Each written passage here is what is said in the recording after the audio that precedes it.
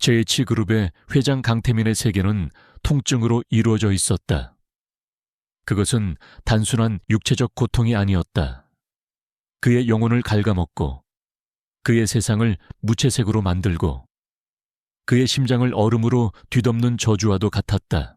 통유리창 밖으로 펼쳐진 정원은 세계적인 조경사가 관리하는 한 폭의 그림이었지만 그에게는 아무런 감흥도 주지 못했다. 완벽하게 자라난 잔디, 계절마다 피어나는 희귀한 꽃들. 그는 저곳을 자신의 두 발로 걸어본 기억이 까마득했다. 순간 지옥의 불길 같은 경련이 그의 왼쪽 다리를 꿰뚫었다. 3년 전, 그날의 끔찍한 자동차 사고 이후로 그의 다리는 그저 몸에 붙어있는 쓸모없는 고깃덩어리일 뿐이었다. 감각은 없었지만 환상통은 매일, 매시간 그를 지독하게 괴롭혔다. 최첨단 휠체어에 팔걸이를 쥔 그의 손등에 핏줄이 붉어졌다. 평소 감정의 동요를 거의 드러내지 않는 그의 얼굴이 고통으로 흉하게 일그러졌다. 회장님, 괜찮으십니까? 개인 주치의와 집사가 황급히 달려왔다. 하지만 그들이 할 수 있는 일은 아무것도 없었다. 세계 최고의 의사들도, 기적의 신약이라 불리는 값비싼 약물들도 그의 통증 앞에서는 무력했다. 진통제 더 강한 걸로. 태민이 쉰 목소리로 간신히 말했다. 주치의는 난처한 표정을 지었다. 회장님, 지금도 이미 최대치를 투여하고 있습니다. 여기서 더 투여하면 몸에 무리가 갑니다. 필요 없어. 당장 가져와. 그의 목소리는 강철처럼 차가웠다. 그의 눈빛은 모든 희망을 잃어버린 자의 공허함과 세상을 향한 깊은 증오로 가득 차 있었다. 그는 자신의 무력함이 싫었고 동정하는 듯한 주위의 시선은 더욱 혐오스러웠다. 나가, 전부 다 나가. 그의 명령에 주치의와 집사는 조용히 물러났다. 광활하지만 텅 빈 거실에 다시 그와 그의 고통만이 남았다. 그는 텅 빈 눈으로 창밖을 바라보았다. 저 바깥 세상은 여전히 활기차게 돌아가고 있었다. 오직 그의 시간만이 3년 전 그날에 멈춰 있었다. 같은 시각, 서울역 대합실 한가운은 거대한 도시에 내던져진 작은 조약돌 같았다. 사방에서 밀려드는 인파와 알아들을 수 없는 소음, 눈을 어지럽히는 화려한 광고판들. 그녀는 낡고 커다란 가방을 품에 꼭 껴안은 채 어쩔 줄을 몰라 했다. 그녀의 손에는 꼬깃꼬깃한 종이 쪽지가 들려 있었다. 강남의 한 빌딩에 청소부를 구한다는 구인 광고였다. 시골 마을에서 평생을 살아온 그녀에게 서울은, 특히 강남은 외계 행성처럼 낯설고 두려운 곳이었다. 하지만 그녀는 물러설 수 없었다. 시골집에는 유일한 가족인 할머니가 병상에 누워 계셨다.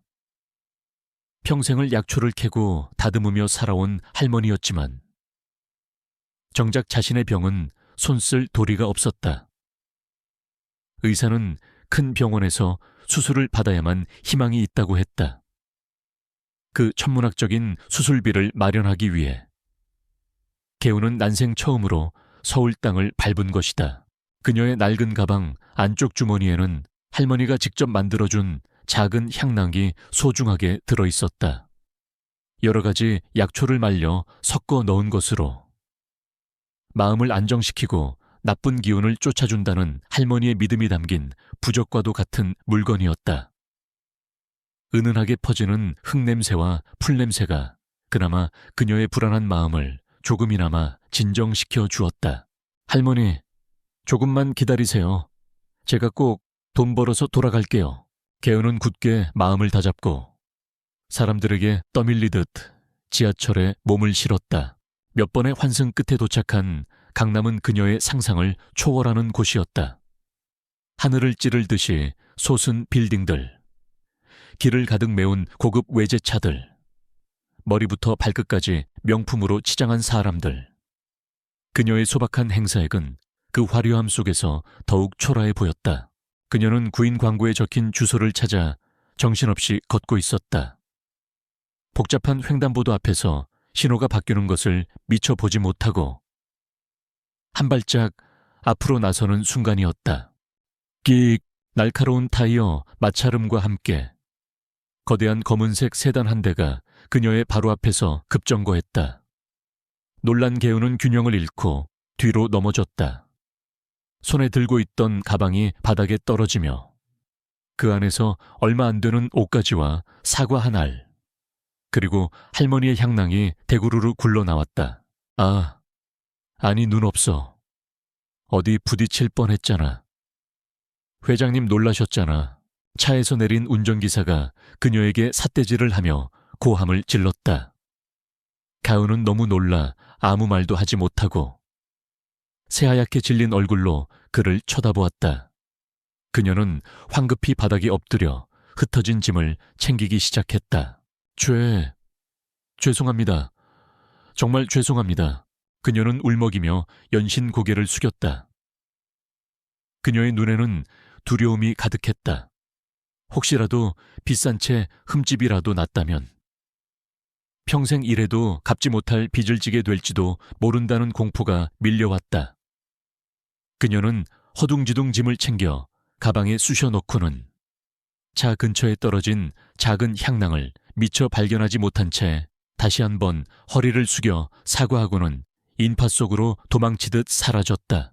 차 안에서 강태민은 불쾌감에 미간을 찌푸리고 있었다.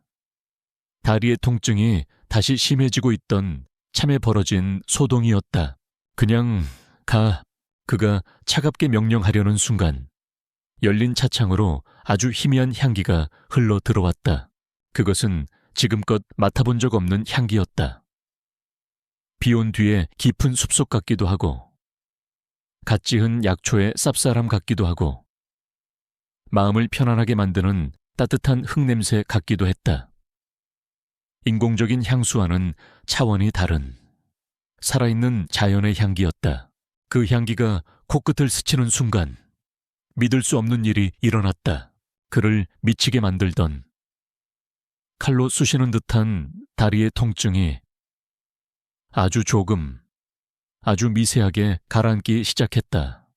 활활 타오르던 불길이 잦아들고 팽팽하게 조여있던 근육이 아주 약간 부드러워지는 느낌.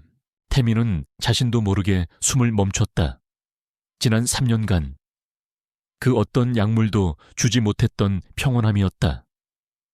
그의 시선이 차창 밖 아스팔트 위에 떨어져 있는 작은 주머니에 닿았다. 촌스러운 꽃문에 자수가 놓인 손때 묻은 작은 향낭. 아까 그 여자애가 떨어뜨리고 간 물건이었다. 저거 주워와. 그의 목소리에는 그 자신도 깨닫지 못한 절박함이 묻어 있었다. 운전기사는 의아한 표정을 지었지만 군말 없이 차에서 내려 향낭을 주어 그에게 건넸다. 태민은 향낭을 받아들었다. 가까이서 맡은 이 향기는 더욱 짙고 선명했다.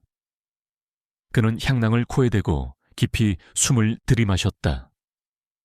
그러자 거짓말처럼 통증의 날카로운 파도가 한층 더 멀어져 갔다.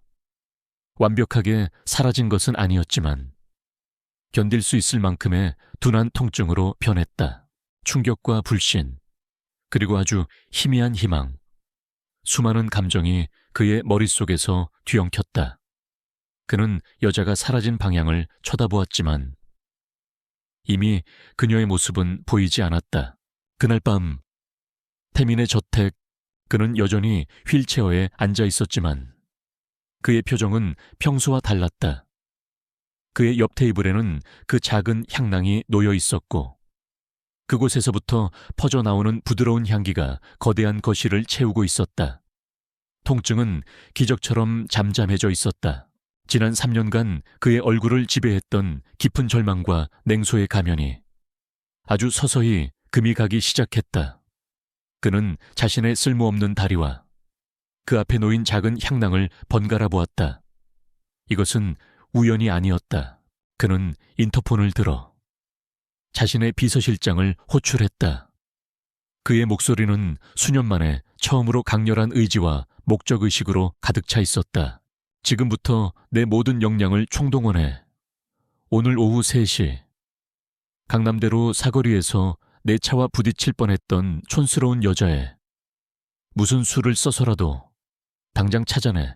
오랜 시간 멈춰 있던 그의 세상이 다시 움직이기 시작했다.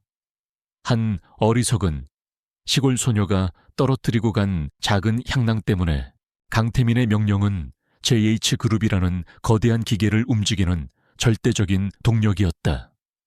그의 한마디에 그룹의 정보팀과 보안팀, 법무팀의 최고 인력들이 총동원되었다. 그들의 임무는 단 하나. 이름도 성도 모르는 촌스러운 여자의 한 명을 서울이라는 거대한 모래사장에서 찾아내는 것이었다. 비서실장인 김 비서는 수십 개의 모니터가 설치된 상황실에서 작전을 지휘했다. 강남대로의 모든 CCTV 영상, 차량 블랙박스, 공공 와이파이 접속 기록까지 동원할 수 있는 모든 첨단 기술이 그녀를 찾는 데 사용되었다. 마치 국제 테러리스트를 추적하는 작전을 방불케 했다. CEO 집무실에서 강태민은 초조하게 이 모든 과정을 지켜보고 있었다. 그의 무릎 위에는 낡은 향낭이 놓여 있었다. 향기는 시간이 지나면서 조금씩 옅어지고 있었고 그에 따라 억눌려 있던 통증의 망령이 다시 스멀스멀 고개를 들고 있었다. 통증이 돌아올지도 모른다는 공포는 그의 조급함을 극대화시켰다. 아직인가? 그의 목소리는 얼음장 같았다. 김 비서는 스피커폰 너머로 식은땀을 흘렸다. 죄송합니다. 회장님, 인상착의가 너무 평범해서 특정하기가 쉽지 않습니다. 하지만 거의 다 추적했습니다. 잠시 내게 지금 잠시라고 했나. 태민의 목소리에 김 비서는 입을 다물었다. 지난 3년간 강태민 회장은 그 어떤 것에도 이토록 집착하거나 초조해하는 모습을 보인 적이 없었다. 그 작은 향낭과 이름 모를 소녀가 멈춰 있던 회장님의 세상을 다시 움직이고 있었다. 한편 한가은은 이 모든 소동을 전혀 알지 못한 채 강남의 한 허름한 식당 뒷골목에서 땀을 쏟고 있었다.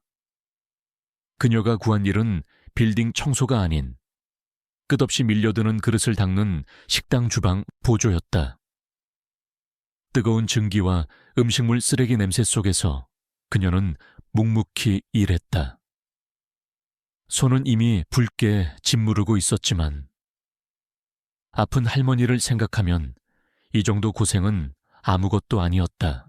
그녀가 음식물 쓰레기통을 비우기 위해 뒷문으로 나섰을 때였다. 좁은 골목을 가득 메운 검은색 세단들과 그 앞에서 도열하듯 서 있는 검은 양복의 남자들. 개우는 순간 심장이 멎는 줄 알았다. 드라마에서나 보던 사채업자나 조폭들이 자신을 찾아온 것이라고 생각했다. 그때 무리의 중심에 있던 김 비서가 그녀에게 다가왔다. 그는 정중하게 허리를 숙이며 명함을 내밀었다. 한계훈 씨 되십니까? 저희 회장님께서 찾으십니다. 그의 태도는 공손했지만 거절을 용납하지 않겠다는 단호함이 배어 있었다.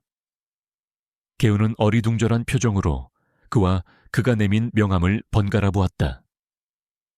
JH그룹 비서실장 김민준. 그녀가 아는 세상과는 전혀 다른 세계의 이름이었다.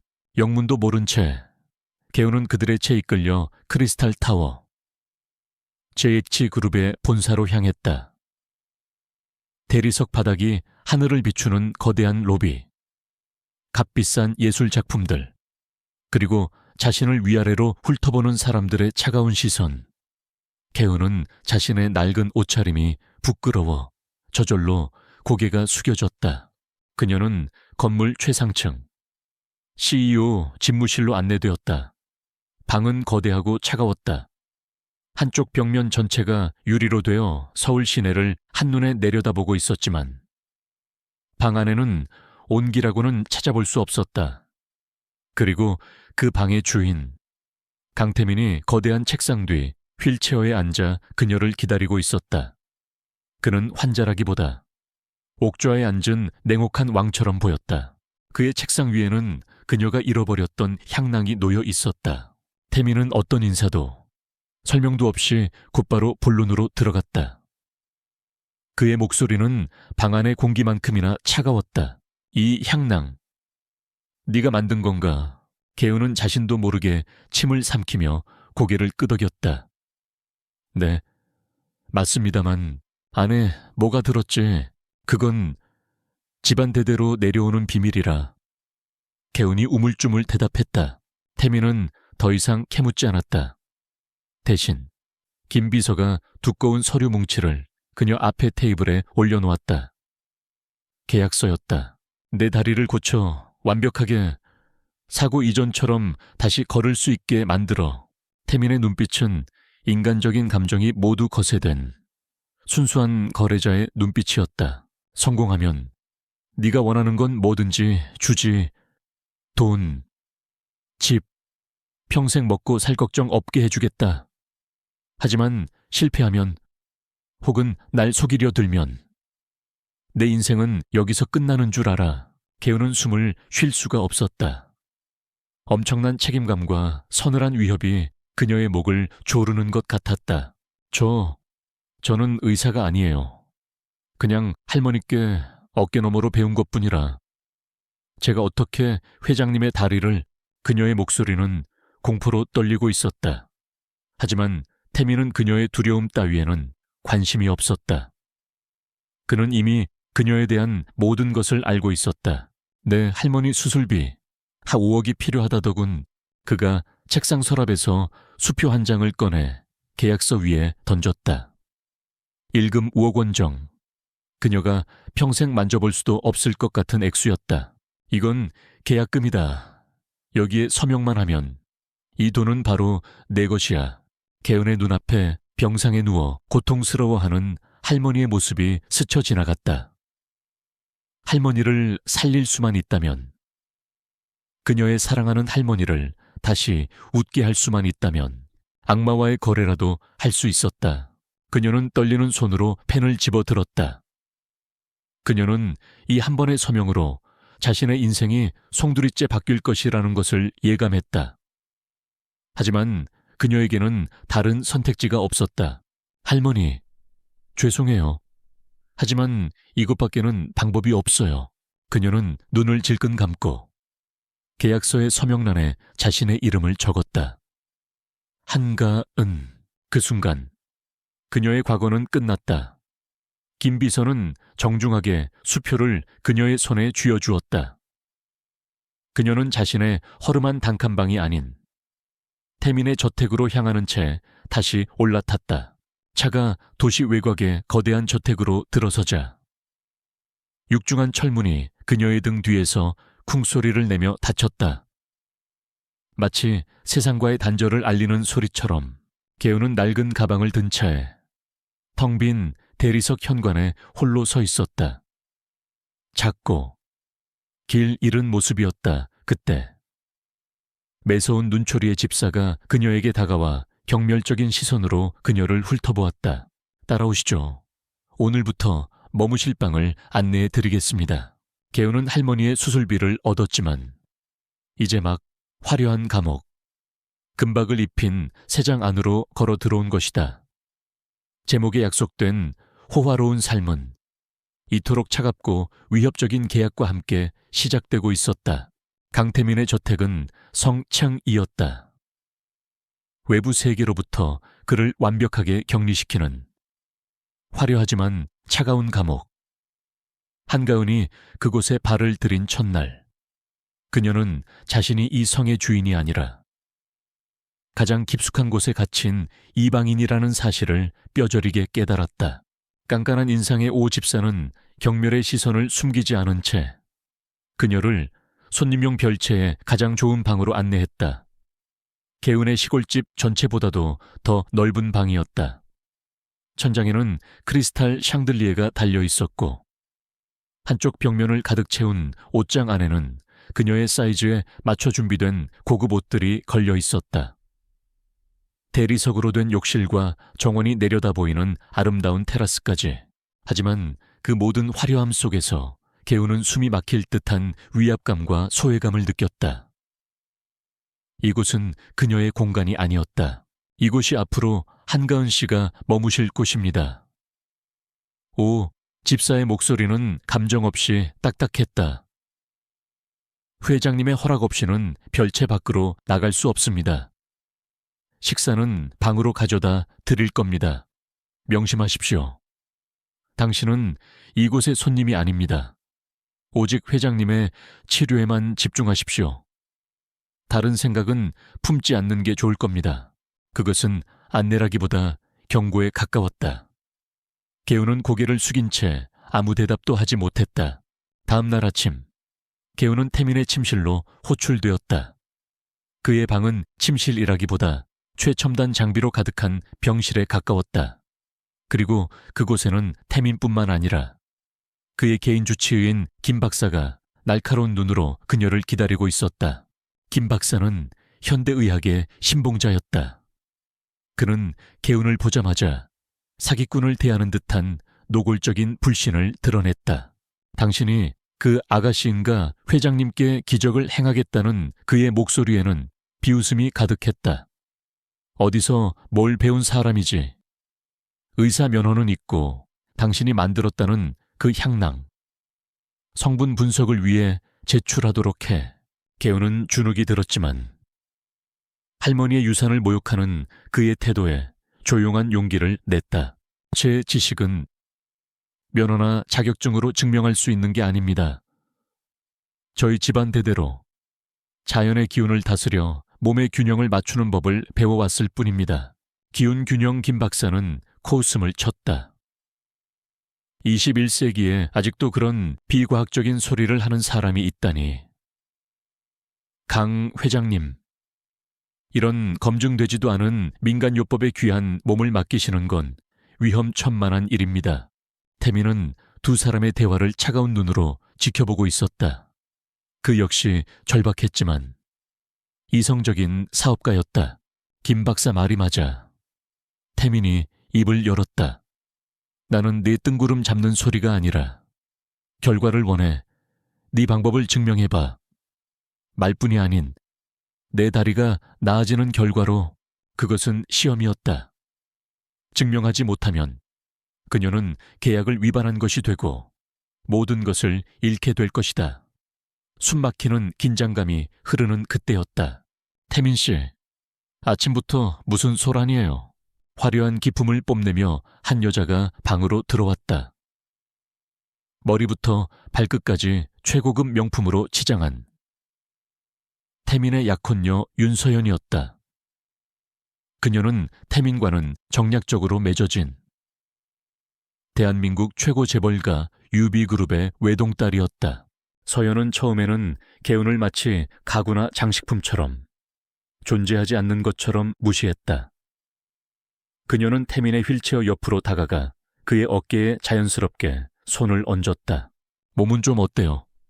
이른 아침부터 의사까지 부르고 그러다 마침내 방 한쪽에 어색하게 서 있는 가은을 발견했다. 그녀는 눈살을 찌푸리며 위아래로 가은을 훑어보았다. 어머, 태민 씨, 이건 또 뭐예요? 새로 들인 한여 취향이 참 독특해졌네. 태민은 귀찮다는 듯 무심하게 대답했다. 내 다리를 치료하기 위해 고용한 사람이야. 치료 서연은 믿을 수 없다는 듯 웃음을 터뜨렸다. 이 촌뜨기가요. 세상 최고의 의사들도 못 고친 당신 다리를 이 계집애가 고친다고요. 지금 농담하는 거죠. 그녀는 개은에게 다가가 마치 진귀한 벌레라도 보듯 그녀의 주위를 한 바퀴 돌았다. 그녀의 눈에는 경멸과 모욕감이 가득했다. 냄새 좀 봐. 어디 산골짜기에서 막 올라온 흙냄새가 진동을 하네. 태민 씨, 이런 천한 것을 들여서 집안격 떨어뜨리지 말아요. 당장 내쫓아. 그러고는 마치 실수인 것처럼 개은의 어깨를 강하게 툭 치고 지나갔다. 개우는 비틀거리며 몇 걸음 뒤로 물러났다. 어머. 미안. 나는 원래 천한 것들은 알아서 비켜 다니는 줄 알았지. 완벽한 공개적인 모욕이었다. 그 광경을 김 박사는 즐겁다는 듯이. 저택의 사용인들은 무표정하게, 그리고 강태민은 여전히 차가운 무관심으로 지켜보고 있었다. 이 거대한 성 안에서. 그녀의 편은 단 한 사람도 없었다. 그날 밤 갸우는 자신의 화려하지만 텅 빈 방 침대에 홀로 앉아 있었다. 서러움이 북받쳐 올랐다. 다 포기하고 시골로 도망치고 싶었다. 자신을 무시하는 저 오만한 사람들 앞에서 초라한 자신을 더 이상 보이고 싶지 않았다. 그녀는 품 안에서 이제는 내용물이 비어버린 향낭 주머니를 꺼냈다. 할머니의 손때가 묻은 희미하게 약초향이 남아있는 주머니였다. 할머니의 얼굴이 떠올랐다. 그리고 이미 할머니의 수술비로 송금된 5억이라는 돈의 무게가 그녀의 어깨를 짓눌렀다. 도망칠 수 없어. 절대로. 그녀의 눈에서 흘러내리던 절망의 눈물이 조용한 결의의 빛으로 바뀌었다. 그녀는 이대로 무시당하고 쫓겨날 수 없었다. 자신뿐만 아니라 할머니와 집안 대대로 내려온 귀한 지혜까지 모욕당하게 둘 수는 없었다. 개우는 침대에서 내려와 방 한구석에 놓아두었던 자신의 낡은 가방을 열었다.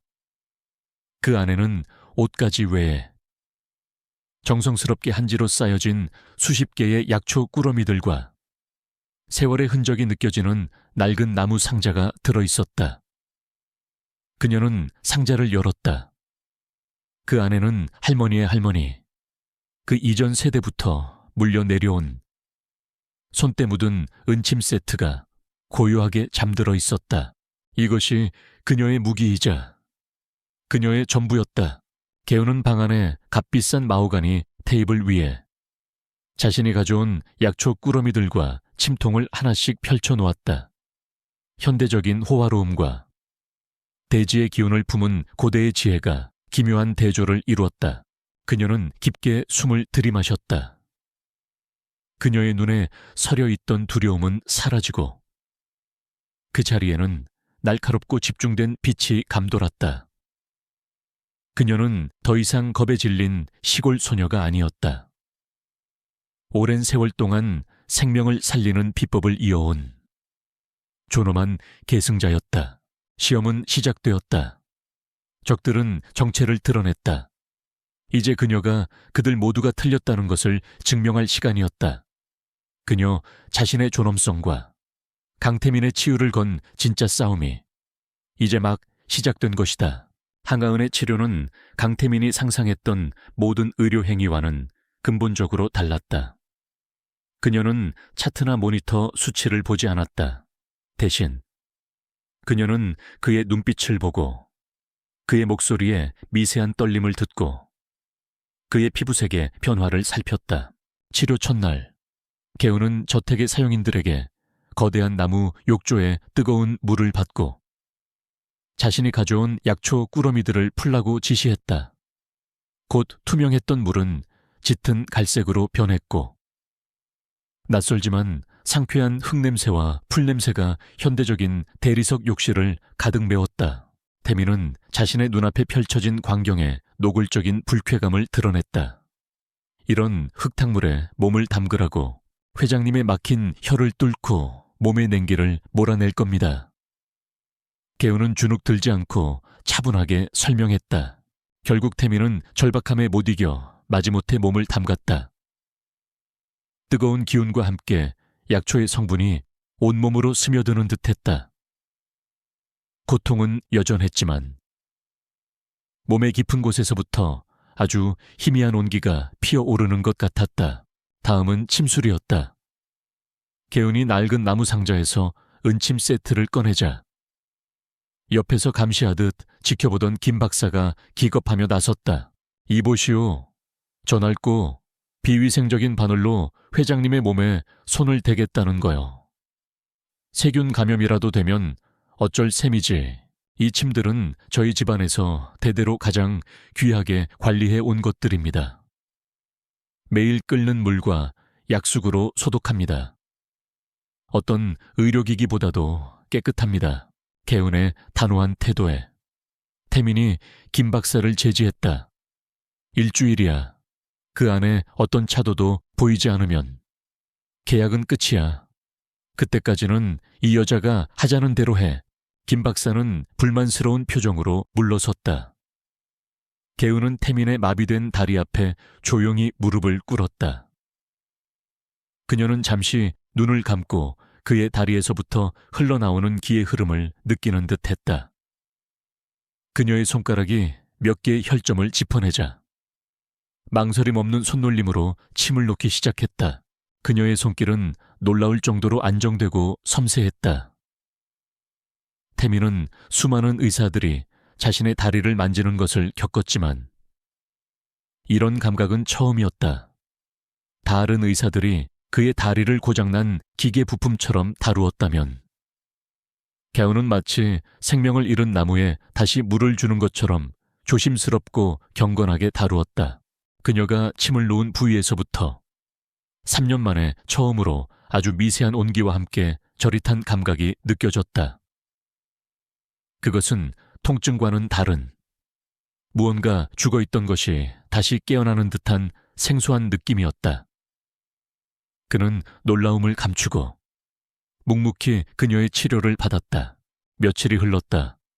저택의 사람들은 여전히 그녀를 무시했지만 개우는 묵묵히 자신의 일을 했다. 그녀는 매일 새벽 저택의 온실 한쪽 구석에서 자신이 가져온 약초들을 돌봤고 태민을 위한 탕약을 다렸으며 정해진 시간에 침을 놓았다. 태민은 그런 그녀를 조용히 관찰했다. 그는 그녀가 식물들과 대화하듯 중얼거리며 약초를 다듬는 모습을 보았다. 그는 그녀가 탕약을 다릴 때 마치 신성한 의식을 치르듯 정성을 다하는 모습을 보았다. 그가 사는 세상의 언어로는 설명할 수 없는 자연과의 깊은 교감, 그는 자신이 촌스럽다고 무시했던 그녀의 모습 속에서 자신이 잃어버린 원초적인 생명력과 경외감을 발견하기 시작했다. 변화의 결정적인 순간은 예고 없이 찾아왔다. 어느 날 밤, 평소보다 훨씬 더 격렬한 통증, 발작이 태민을 덮쳤다. 죽어있던 신경이 되살아나면서 겪는 명현 반응이었지만 그 고통은 차라리 죽는 게 나을 정도였다. 그는 침대에서 비명을 지르며 몸부림쳤다. 회장님, 김 박사와 사용인들이 달려왔다. 김 박사는 다급하게 강력한 진정제가 든 주사기를 준비했다. 위험합니다. 어서 진정제를 맞으셔야 합니다. 그때 탕약을 들고 오던 개운이 그를 가로막았다. 그녀의 눈에는 단호한 빛이 서려 있었다. 안 됩니다. 지금 약 기운으로 통증을 억누르면 애써 뚫어놓은 기의 흐름이 다시 막혀버려요. 비켜. 이 무식한 계집애가 뭘 안다고. 이러다 회장님께서 쇼크로 돌아가실 수도 있어. 두 사람 사이에 팽팽한 대치가 벌어졌다. 선택은 고통 속에서 신음하는 태민의 몫이었다.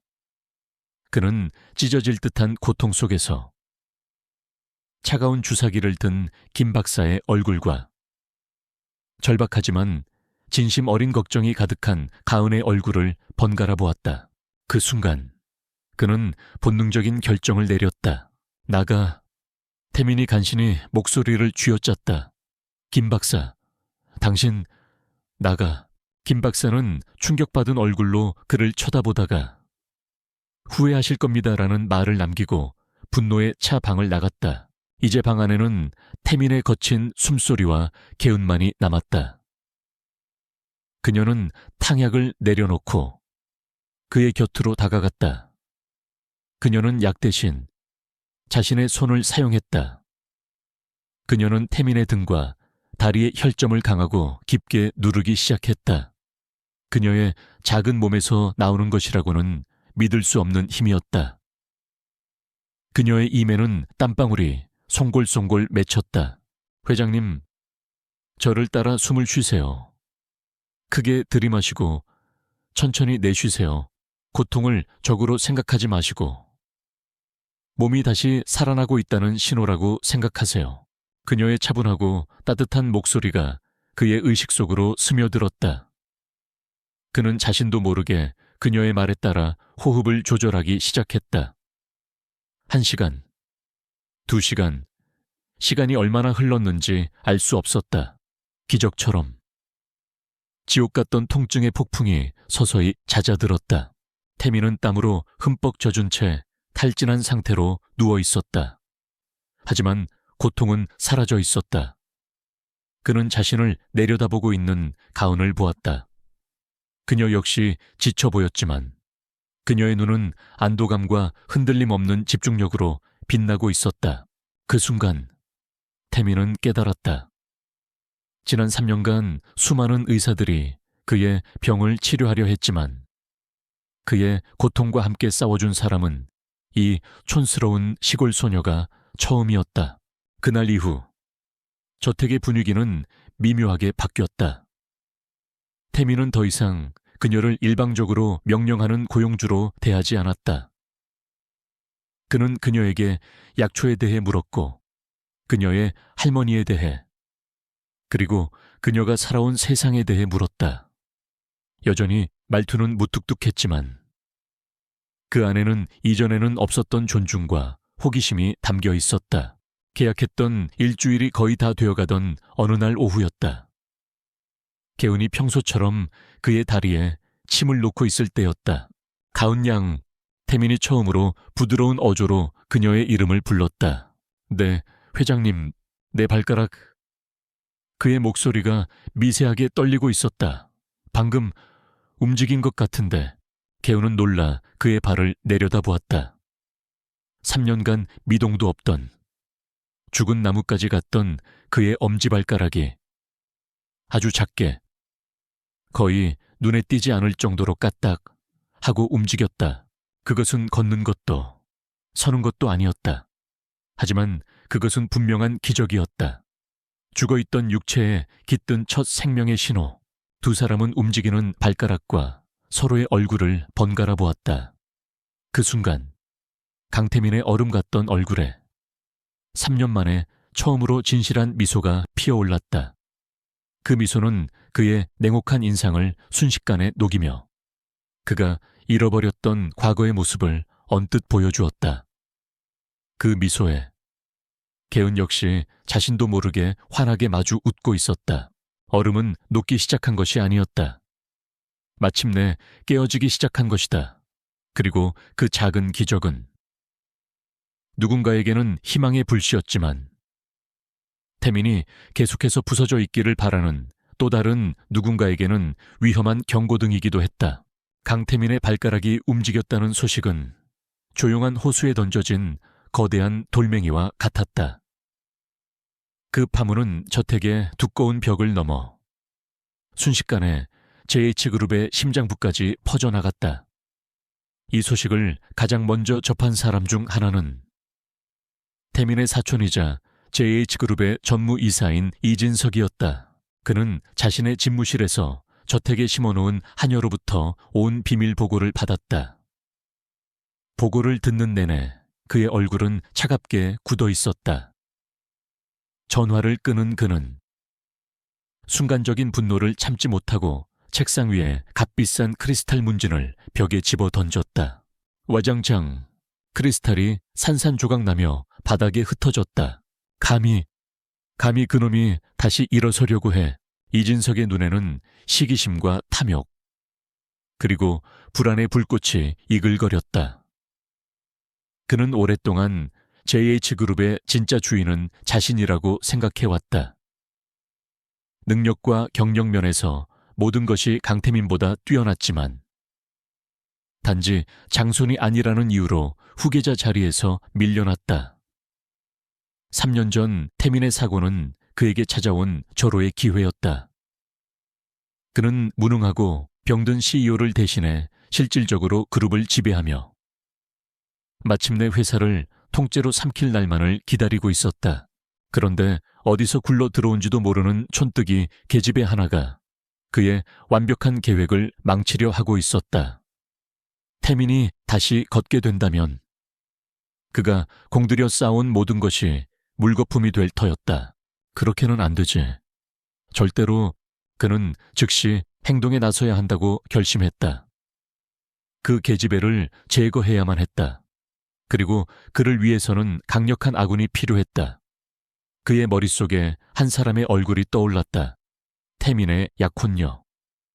윤서연, 이진석은 그날 저녁 청담동의 한 최고급 배서 우연을 가장해 윤서연과 마주쳤다. 그는 특유의 부드러운 미소와 함께 그녀에게 다가갔다.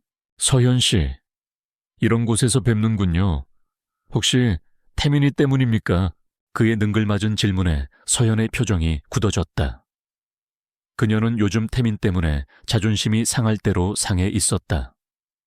태민은 치료를 핑계로 자신과의 모든 약속을 취소했고 저택 안에서는 온종일 그 촌뜨기 계집애와 붙어 지낸다는 소문이 그녀의 귀에까지 들어온 터였다. 이진석은 그런 그녀의 속마음을 정확히 꿰뚫어 보았다. 서연 씨의 마음. 제가 왜 모르겠습니까? JH그룹의 안주인이 될 분께서 어디 근본도 없는 계집애 하나 때문에 이게 무슨 망신입니까? 태민이가 단단히 홀린 게 틀림없어요.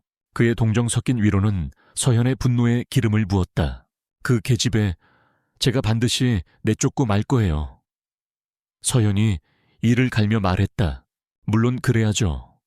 이진석이 그녀의 와인잔에 와인을 채워주며 속삭였다.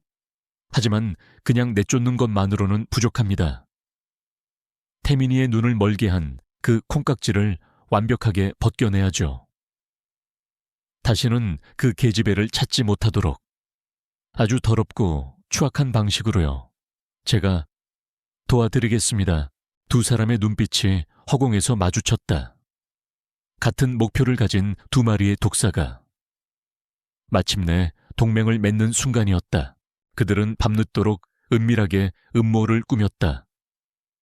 단순히 갸운을 쫓아내는 것이 아니라 그녀를 사회적으로 매장시키고 더 나아가 그녀를 향한 태민의 믿음을 산산조각 낼 치밀한 계획이었다.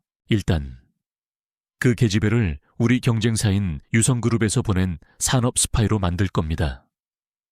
이진석이 자신의 계획을 설명했다. 제가 가진 인맥을 이용하면 유성그룹의 유령 회사를 통해 그 계집애의 차명 계좌로 거액의 돈이 입금된 것처럼 꾸미는 건 식은 죽 먹기죠. 스파이 서연의 입가에 잔인한 미소가 걸렸다. 그것만으로는 부족해요. 태민 씨는 증거 없이는 쉽게 믿지 않을 테니까요. 물론입니다. 그래서 서연 씨의 도움이 필요합니다. 이진석이 말했다.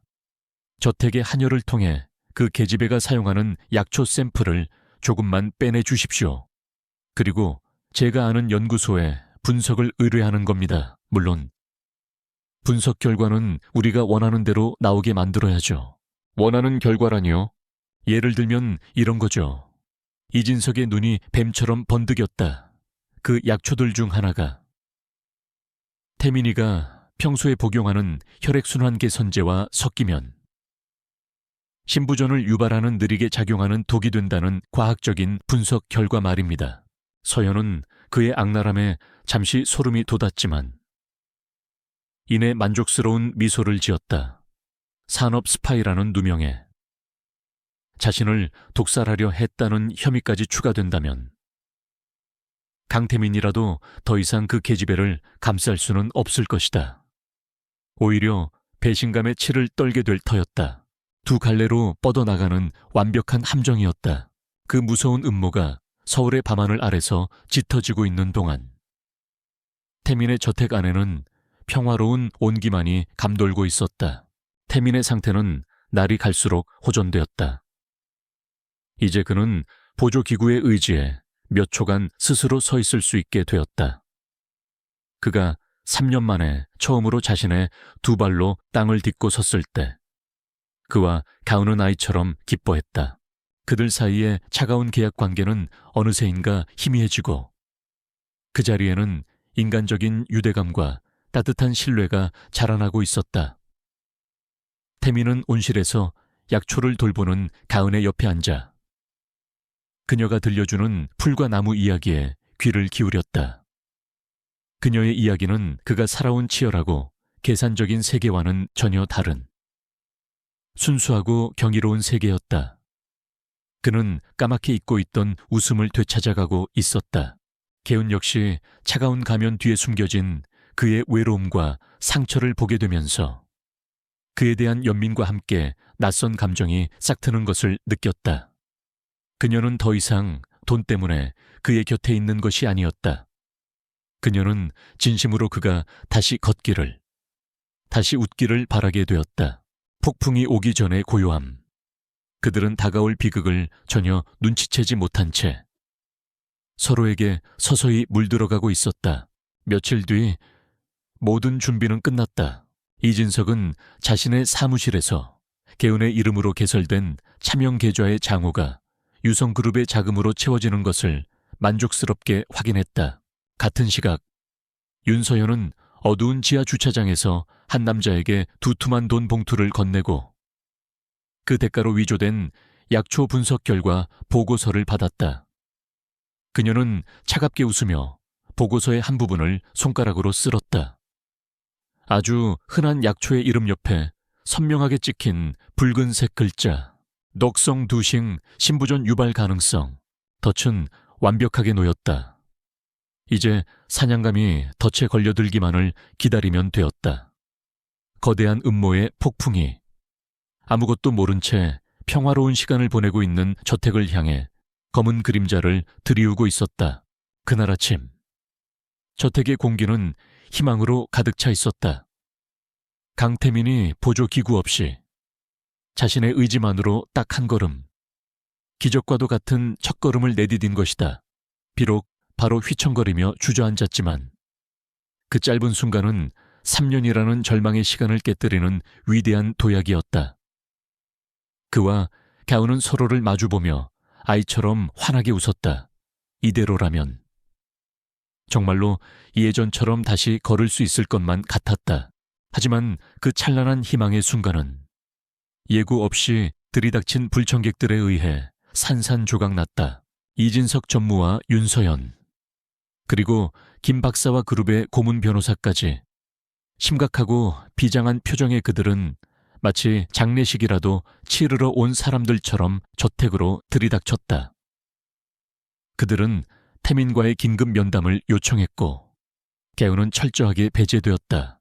이건 저희 집안의 중대사입니다. 외부인은 잠시 자리를 비켜주시죠. 이진석은 개운을 벌레 보듯 쳐다보며 차갑게 말했다.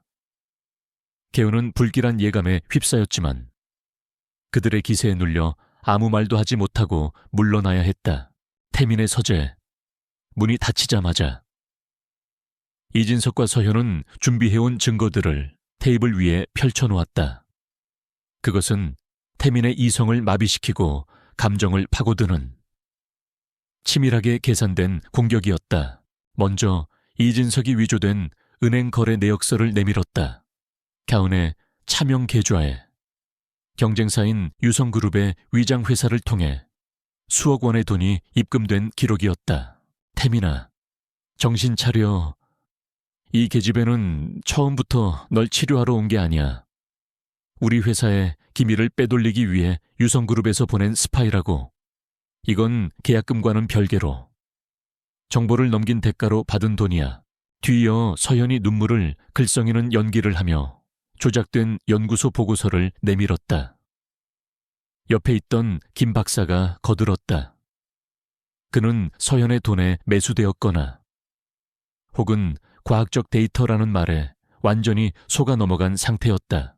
회장님, 이 보고서에 따르면 한가은 양이 사용하는 약초 중 하나가 회장님께서 복용하시는 혈액순환 개선제와 상극 반응을 일으킵니다.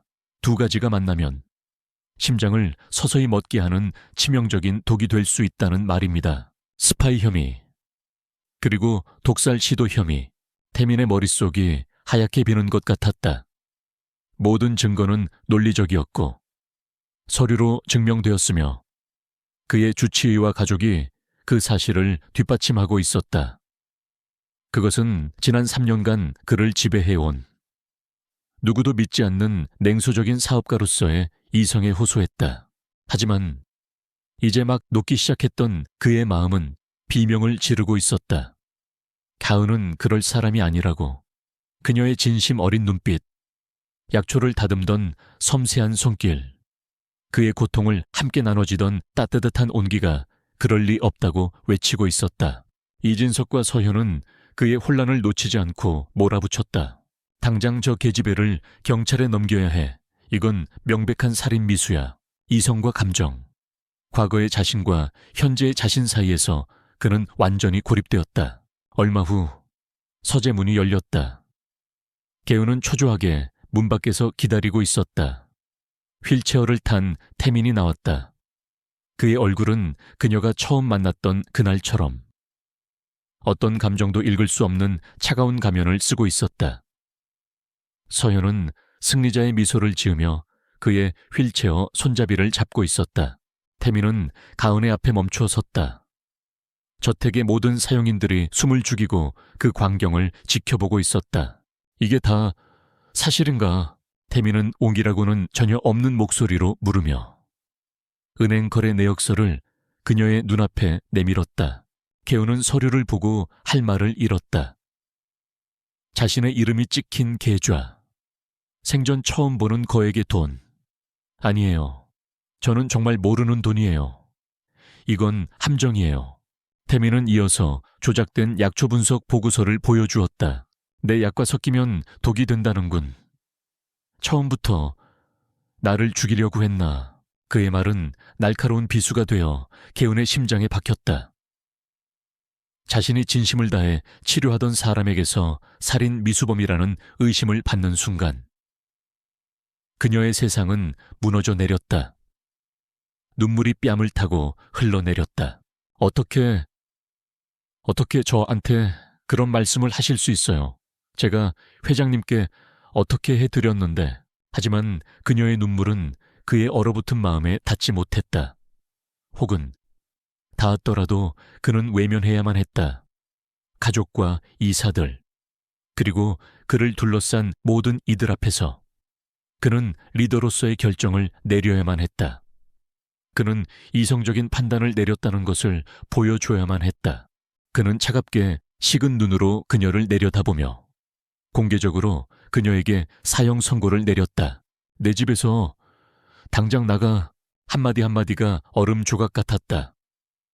그는 더 이상 그녀를 돌아보지 않고 서연이 미는 휠체어에 몸을 맡긴 채 복도 저편으로 사라졌다. 그날 오후 개우는 자신이 처음 저택에 들어올 때 입었던 낡은 옷차림 그대로 비참하게 쫓겨났다. 그녀의 손에 들린 것은 낡은 가방 하나뿐이었다. 할머니의 수술비가 되었던 5억 원의 계약은 무효가 되었고 그녀는 하루아침에 은인에서 산업 스파이이자 살인 미수범으로 전락했다.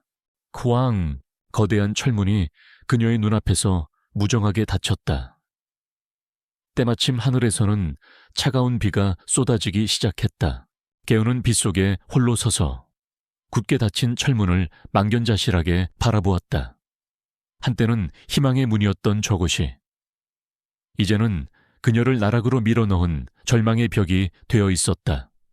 악당들은 승리했고 그녀와 태민의 관계는 돌이킬 수 없을 것처럼 보였다. 그녀의 호화로웠던 삶은 그렇게 처절한 악몽이 되어 막을 내리고 있었다. 빗속에서 굳게 닫힌 철문은 세상과 그녀 사이에 놓인 거대한 절벽처럼 보였다. 한가은은 모든 것을 잃었다. 희망, 명예, 그리고 이제 막 싹트기 시작했던 사람에 대한 믿음까지도. 그녀는 비에 흠뻑 젖은 채 정처 없이 걸었다.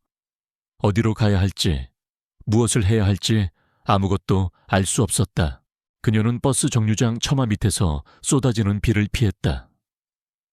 차가운 빗물과 더 차가운 절망이 그녀의 온몸을 떨게 했다.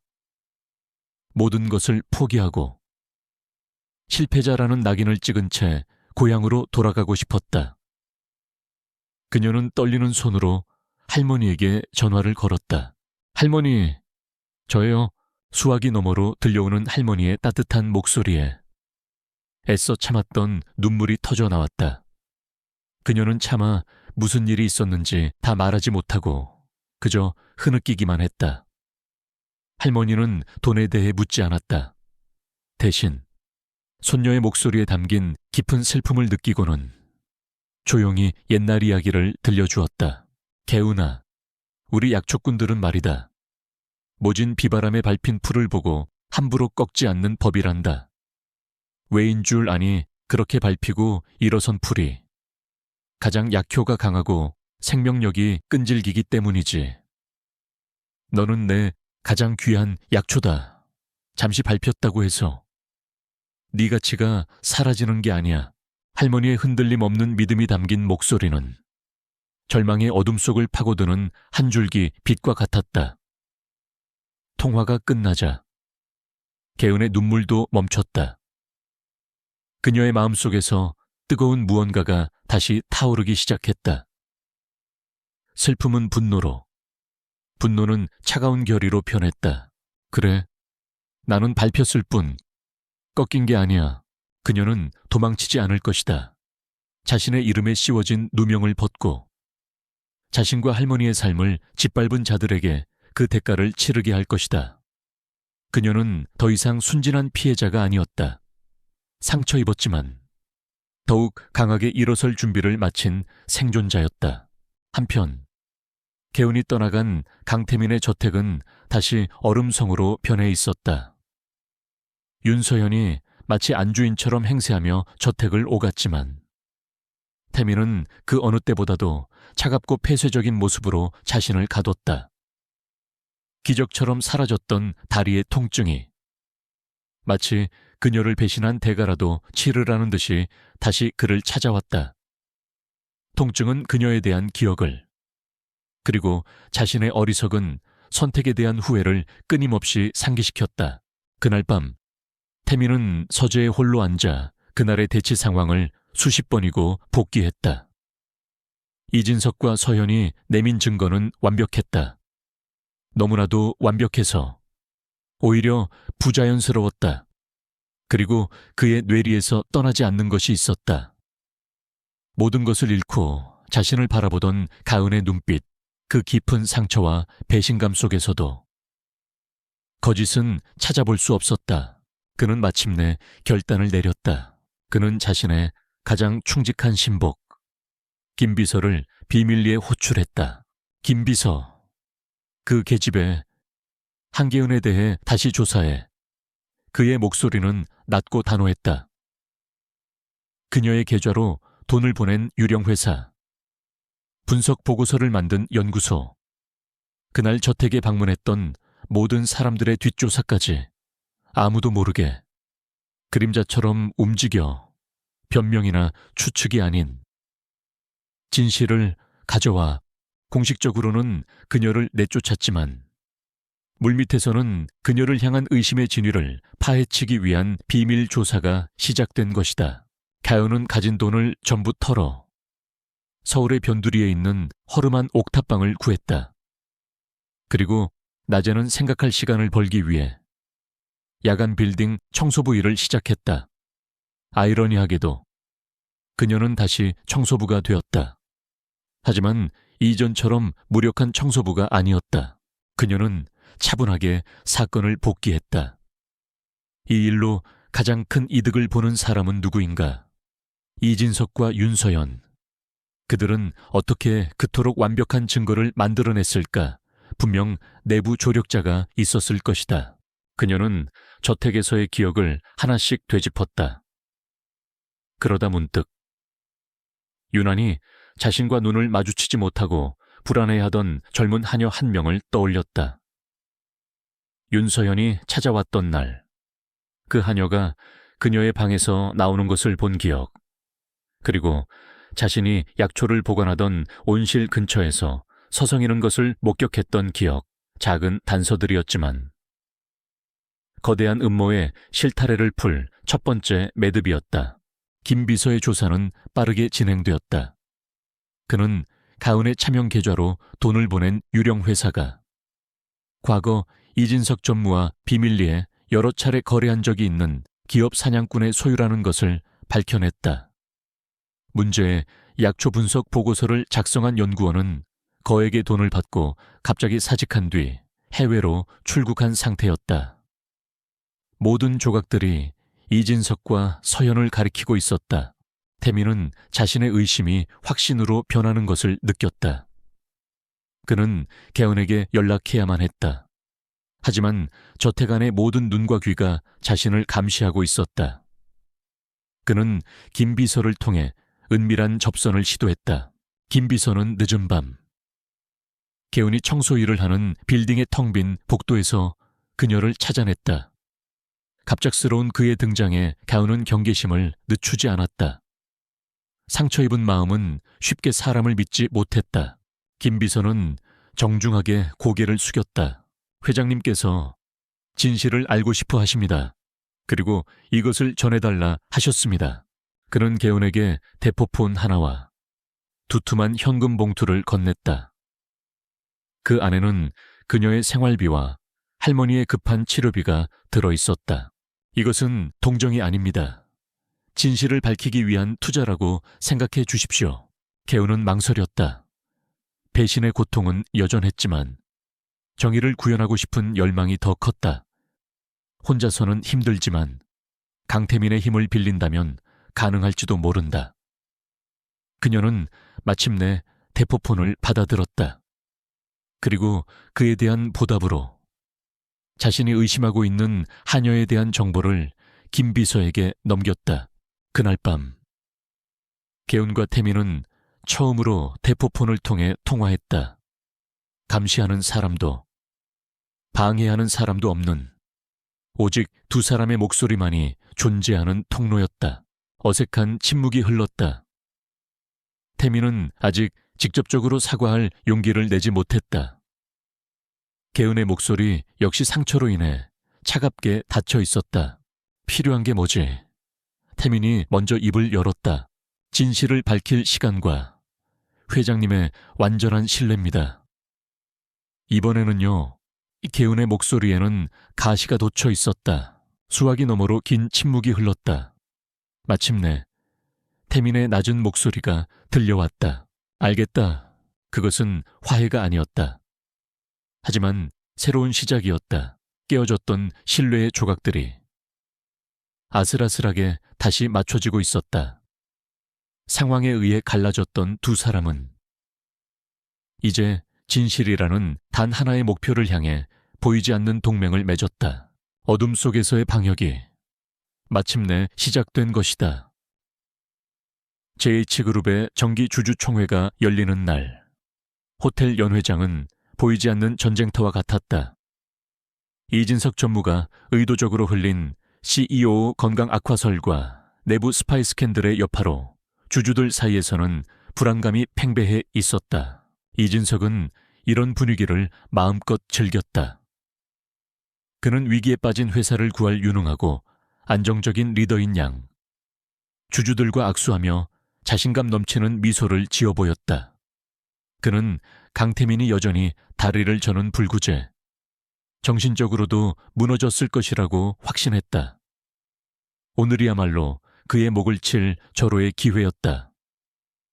그의 옆에는 우아하고 기품 있는 약혼녀 윤서연이 걱정스러운 표정을 연기하며 서 있었다. 두 사람은 회사를 장악할 준비를 마친 완벽한 파워 커플처럼 보였다. 그 시각 행사장 근처의 한 임시 상황실에서는 강태민과 항아은 그리고 김 비서가 마지막 준비를 하고 있었다. 지난 몇 주간 그들의 비밀 동맹은 놀라운 성과를 거두었다.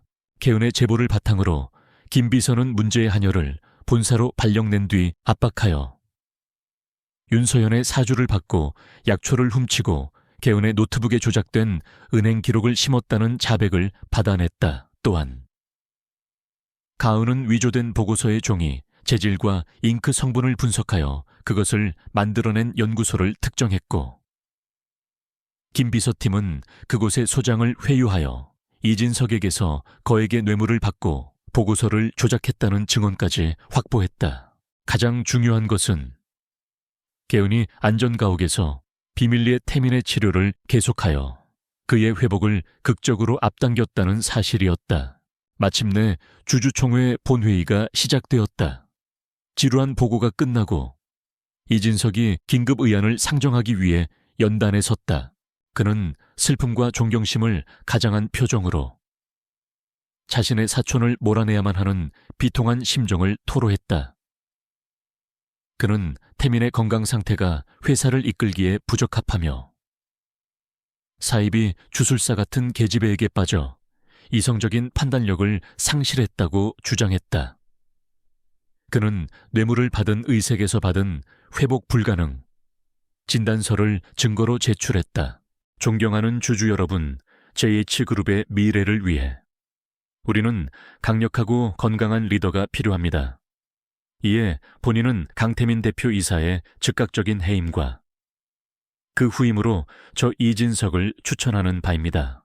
그의 연설이 끝나자 미리 포섭된 주주들이 박수를 치며 동조했다. 의장이 해임안에 대한 표결을 시작하려 했다. 이진석의 입가의 승리에 미소가 번졌다. 모든 것이 그의 계획대로였다. 자, 그럼 지금부터 강태민 대표 이사 해임안에 대한 표결을.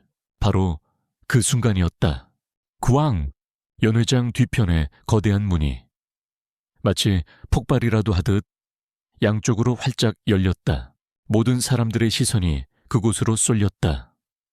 연 회장 안은 순간적으로 물을 끼얹은 듯 조용해졌다. 그곳에는 강태민이 서 있었다. 휠체어도 지팡이도 없었다.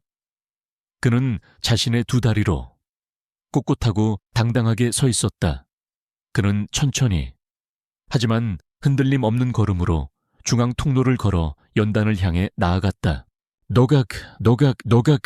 대리석 바닥에 울려 퍼지는 그의 구두 소리만이 정적을 깨고 있었다. 그 한 걸음 한 걸음이 이진석과 윤서현의 심장을 내리치는 망치 소리와도 같았다. 두 사람의 얼굴에서 핏기가 사라졌다. 그들의 눈에는 경악과 불신, 그리고 공포가 가득했다. 그것은 충격, 그 자체였다. 마침내 연단에 도착한 태민은 넋이 나간 의장에게서 마이크를 건네받았다. 주주 여러분, 심려를 끼쳐드려 죄송합니다. 보시다시피 제 건강은 아무런 문제가 없습니다. 그는 이진석을 똑바로 쏘아보았다. 하지만 우리 회사에는 제 건강보다 훨씬 더 심각한 질병이 있었던 것 같습니다. 탐욕과 배신, 그리고 부패라는 이름의 질병 말입니다. 그가 손짓하자 연 회장의 조명이 어두워지고 대형 스크린이 켜졌다. 그리고 두 번째 충격이 이어졌다. 항아은이 연단 위로 걸어 나왔다. 더 이상 촌스러운 시골 소녀도 초라한 청소부도 아니었다.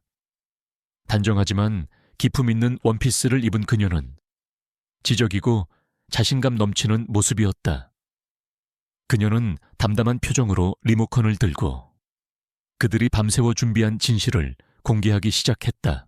첫 번째, 하녀가 모든 것을 자백하는 영상이 스크린에 재생되었다. 두 번째, 연구소장이 이진석에게서 뇌물을 받고 보고서를 조작했다고 증언하는 녹취록이 공개되었다.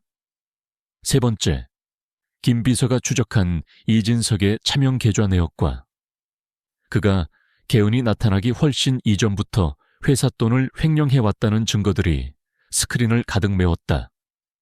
가은에게 씌운 스파이 혐의는 자신의 범죄를 덮기 위한 연막에 불과했던 것이다. 모든 진실이 폭로되자 연 회장은 분노와 충격에 휩싸인 주주들의 고함소리로 아수라장이 되었다. 이진석과 윤서현은 완벽한 덫에 갇혔다. 이진석은 조작된 것이라고 소리치려 했지만 그의 목소리는 야유에 묻혀버렸다. 모든 것이 끝났음을 직감한 윤서현은 비명을 지르며 그 자리에 주저앉았다. 그때 태민의 목소리가 혼란을 뚫고 장내에 울려 퍼졌다. 이것이 바로 여러분이 믿었던 이진석 전무와 윤서현 씨의 진실입니다. 그의 말이 끝나기가 무섭게 연회장 밖에서 대기하고 있던 형사들이 들이닥쳤다. 그들은 망연자실한 표정의 이진석과 발악하는 윤서현에게 다가가 차가운 체포 영장을 내밀었다. 모든 것이 끝났다. 태민과 개훈은 연단 위에 나란히 서서 자신들의 적들이 무너져 내리는 모습을 지켜보았다. 태민은 가훈을 돌아보았다. 그리고 모든 주주들과 카메라 앞에서 그는 그녀의 손을 잡고 그녀를 향해 깊이 고개를 숙였다. 그것은 세상에서 가장 진심 어린 감사와 존경, 그리고 미안함이 담긴 사과였다. 역전의 순간, 정의는 마침내 실현되고 있었다. 주주총회장의 문이 닫히고 이진석과 윤서현이 역사의 뒤양일로 사라지자 강태민은 다시 한번 연단에 섰다. 그는 더 이상 자신을 변호하는 피고인이 아니었다. 혼란을 수습하고 새로운 시대를 열어야 하는 완벽하게 권력을 장악한 리더였다. 그는 먼저 충격에 빠진 주주들을 향해 깊이 고개를 숙였다. 오늘 이 모든 소란에 대해 JH그룹의 대표로서 진심으로 사죄드립니다. 하지만 저는 오늘을 부끄러운 날이 아닌 썩은 부위를 도려내고 새살이 돋아날 기회를 얻은 희망의 날로 기억하고 싶습니다. 그는 이진석의 모든 비리를 철저히 조사하여 그 뿌리까지 뽑아낼 것과 이전과는 비교할 수 없을 정도로 투명하고 윤리적인 경영을 할 것을 약속했다. 그리고 그는 연단 한쪽에 조용히 서 있는 가훈을 소개하며 약혼녀 윤서현과의 파혼을 공식적으로 선언했다. 그리고 한가은 양은 단순한 치료사가 아닙니다. 그녀는 우리 그룹의 깊은 부패를 밝혀내는데 결정적인 역할을 한 용기 있는 내부 고발자이자 저의 은인입니다. JH그룹은 그녀에게 큰 빚을 졌습니다. 그의 연설이 끝나자 우레와 같은 박수가 터져 나왔다. 주주들은 위기 앞에서 흔들리지 않고 오히려 정면 돌파하여 모든 것을 바로잡는 그의 강력한 리더십에 절대적인 신뢰를 보내기 시작했다. 그날 오후 모든 소동이 끝난 저택은 폭풍이 지나간 후처럼 고요했다. 이진석과 서현에게 부역했던 오 집사를 포함한 일부 사용인들은 모두 해고되었다. 마침내 저택은 진정한 평화를 되찾았다. 태민은 이제 자신의 두 발로 개훈과 함께 정원을 거닐었다. 3년간 그림의 떡처럼 바라보기만 했던 그곳이었다. 그는 흙의 감촉과 풀의 향기를 느끼며 자신이 얼마나 많은 것을 되찾았는지 실감했다. 그는 걸음을 멈추고 개훈을 돌아보았다. 그의 얼굴에는 기업 총수의 가면도 냉소적인 환자의 모습도 없었다. 오직 한 남자로서의 진실한 모습만이 남아있었다. 가훈 양, 그의 목소리는 낮고 진지했다. 미안합니다. 그는 자신의 모든 약점과 어리석음을 고백했다. 나는 지난 3년 동안 아무도 믿지 못하는 마음의 병에 걸려 있었소. 내 다리가 아니라 내 마음이 진짜 불치병이었지. 그런 내 마음을 치유해준 사람은 당신인데 나는 그런 당신을 의심하고 내쫓는 끔찍한 짓을 저질렀소. 나를 용서하지 않아도 좋소. 아니, 용서해달라고 할 자격도 없겠지. 그의 진심 어린 사과에 개훈의 마음속에 남아있던 마지막 응어리가 눈 녹듯 사라졌다. 그녀는 이미 그를 용서했다. 그녀는 그의 차가움이 사실은 깊은 상처와 외로움의 다른 이름이었다는 것을 알고 있었다. 회장님께서도 많이 힘드셨잖아요. 그녀가 부드럽게 미소 지었다. 이제 다 괜찮아요. 그 한마디에 두 사람의 관계는 완벽하게 치유되고 이전보다 더욱 단단한 신뢰로 다시 태어났다. 다음 날, 김 박사가 저택으로 개훈을 찾아왔다. 그는 현대의학의 상식으로는 도저히 설명할 수 없는 기적을 목격한 뒤 자신의 오만함과 편견을 깊이 반성하고 있었다. 그는 가은의 앞에서 90도로 허리를 숙였다. 한가은 선생, 제가 어리석었습니다. 제 좁은 소견으로 선생의 위대한 의술을 폄하하고 모욕했습니다. 부디 이 무지한 늙은이를 용서해 주십시오. 그는 개운을 아가씨가 아닌 깊은 존경심을 담아 선생이라 불렀다. 혹시 괜찮으시다면 선생의 의술을 배울 기회를 주시겠습니까? 선생의 지혜와 현대의학의 기술을 접목한다면 저처럼 고통받는 더 많은 환자들에게 희망을 줄 수 있을 겁니다. 그의 간청은 세상이 마침내 그녀의 가치를 인정하기 시작했다는 신호였다. 그 후 며칠간 세상은 JH그룹의 스캔들로 떠들썩했다. 하지만 여론은 강태민의 정직하고 과감한 대처에 긍정적으로 돌아섰다. 회사의 주가는 잠시 폭락했다가 오히려 이전보다 더 높은 수치로 치솟았다. 위기는 곧 기회라는 말을 증명이라도 하듯 JH그룹은 더욱 굳건한 신뢰를 얻게 되었다.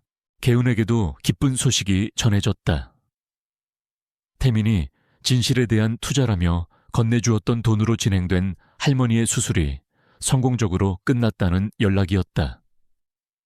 그녀의 마음을 짓누르던 가장 큰 짐을 내려놓는 순간이었다. 모든 것이 제자리를 찾아가던 어느 날 저녁, 태민은 자신의 서재로 개운을 불렀다. 책상 위에는 그들이 처음 만났던 날 작성했던 차가운 계약서가 놓여 있었다. 태민은 그 계약서를 집어들어 개운이 보는 앞에서 반으로 찢어버렸다. 우리의 첫 번째 계약은 이제 끝났소. 그리고 그는 새로운 서류를 그녀에게 내밀었다. 그것은 법적인 문서가 아니었다. 가은 전통의학 연구재단이라는 이름이 적힌 재단 설립 계획서였다. 이것은 나의 두 번째 계약 제안이오.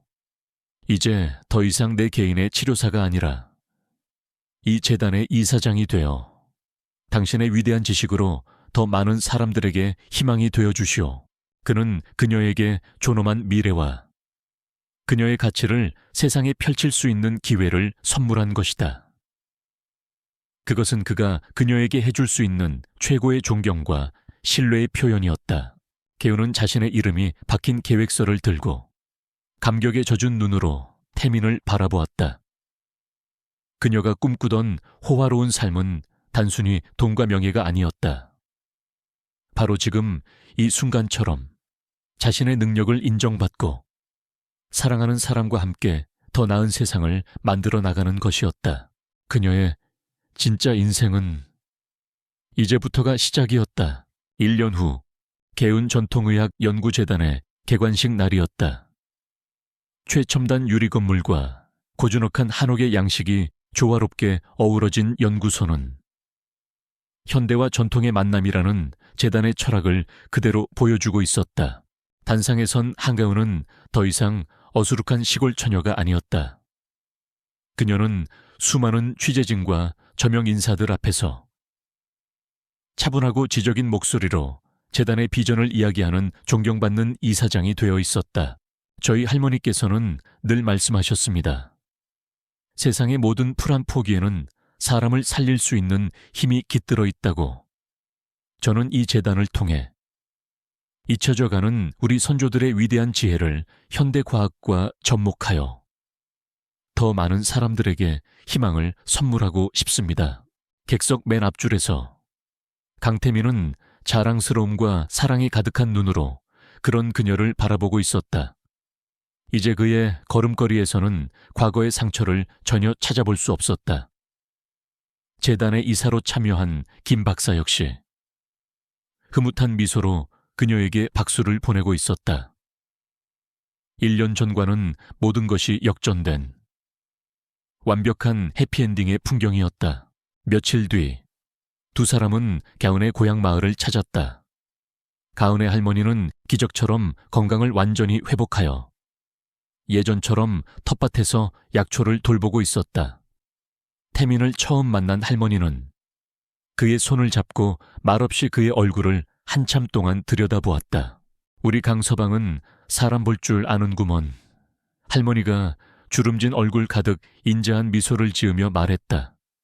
세상에서 가장 귀한 약초를 한눈에 알아봤으니 말이야. 우리 강아지 잘 부탁하네. 할머니의 투박하지만 따뜻한 인정에.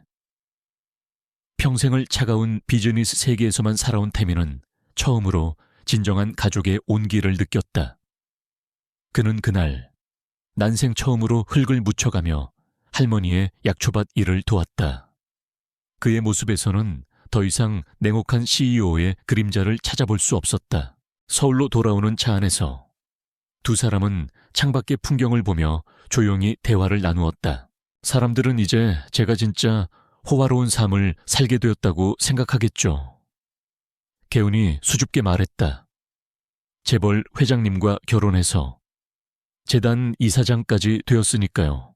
태민이 그녀의 손을 부드럽게 잡았다.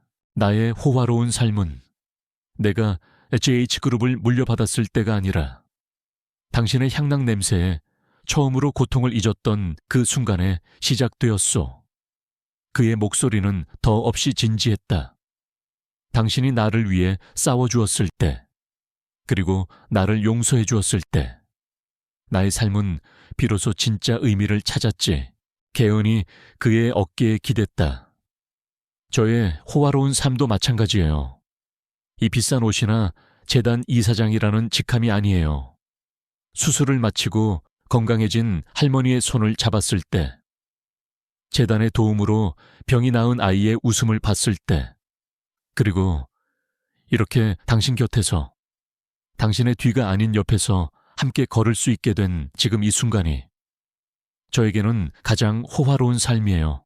두 사람이 마침내 찾아낸 진정한 호화로운 삶의 의미였다.